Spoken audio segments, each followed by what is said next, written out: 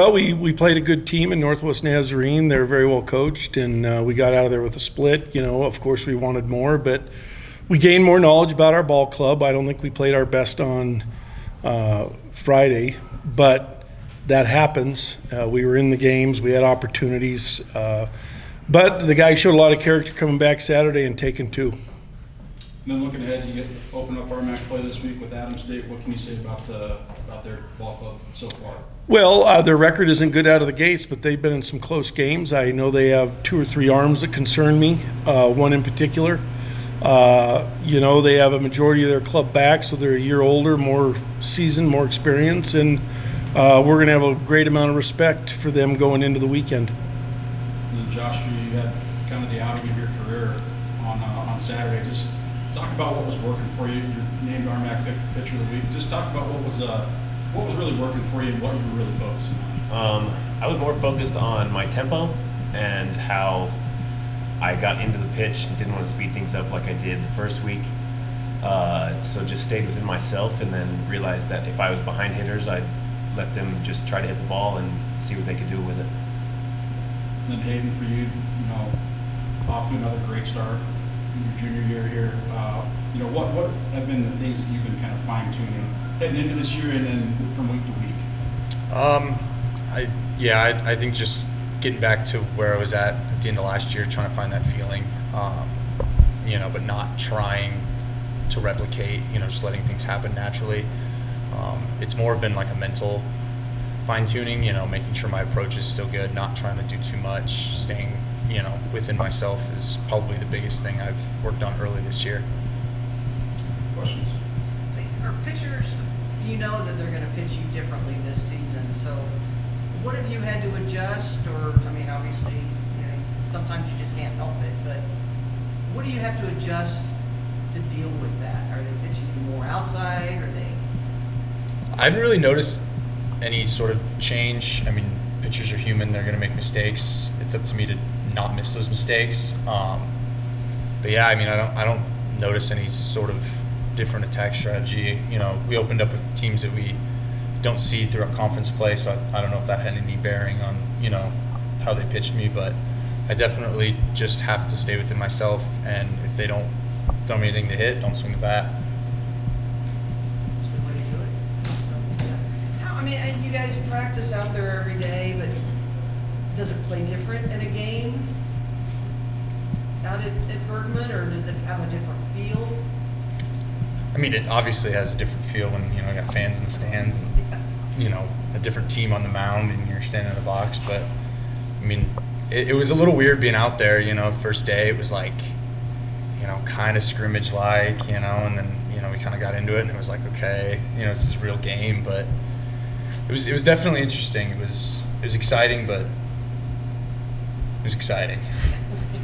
Does it, on the mound, you throw out there all the time, but having an actual game facility now? Yeah, you got to treat it like how we do in our scrimmages. So that's kind of where my mindset was on how I pitched her before. So why not treat it like it's our home fields, which it is. So. Yeah, might as well, right? Going into conference, it's like this every year. The target every year gets bigger, but there's some teams that have gotten significantly better the last few years. So does that kind of help keep your kids sharp? You'd have to ask them. I think that we make a concerted attempt to stay sharp and put the focus more on ourselves than who we're playing any given weekend, because ultimately what we do as individuals and a team has a larger effect on the outcome than what our opponent does. So we want to make sure that we play at a certain level regardless of the weekend, a certain level of focus and intensity. And, we're deep enough to where if we have guys that aren't playing at that level, we can swap it out and we'll do that. You played outfield last week, and I know you've repped out there, but a little different in the game. And because you're used to seeing the outfield instead of seeing the catcher, so it's kind of fun to experiment with, not really experiment, but play some different positions. Yeah, I had a lot of fun. We talked in the fall, and it was something, Skip saw a possibility in, is, if I got some work out there and put the work in the fall, early spring, and got my first opportunity, and it was a lot of fun. It was definitely a different perspective I haven't seen since like freshman year of high school, which I think was the last time I played outfield, so it was fun. Career home run leader now. I mean, I know it's one, it's another thing that it's great to have, but the fact that you're starting to see the ball, it looks like pretty well. And what is it? I mean, your name's going to go at the top of the list right now. Kind of nice to look back on in a few years to see. Maybe if it's still there. I don't know. We got a lot of guys that are young and hit a lot of home runs, and I don't see it standing for very long after I leave. So, but it was cool. I didn't realize it until after the game.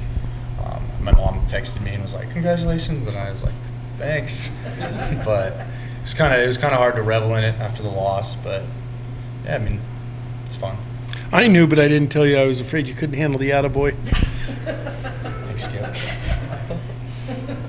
Really? How did you feel about playing out at Bergman? Because I know it's Well, in the process. we're excited about it. I can tell you that from a coaching staff, we felt off. We're used to going from batting practice to picking up our stuff and transferring to the stadium, or the week before out to Canyon View, and all of a sudden BP's over and the other team's on our field, and after BP we got to fix it and get it ready for the game. And then, and I think a few people were off because we didn't get the national anthem off correctly. We had 5 guys on the field and 30 in the clubhouse and 6 in the bullpen, and so there was a little bit of that, reorient yourself, at least from coach's standpoint. Yeah. Do you have like a walkie-talkie for that bullpen out there? Yeah, we do. Yeah, they built so much nice stuff for us here. I was afraid to ask for a telephone line. I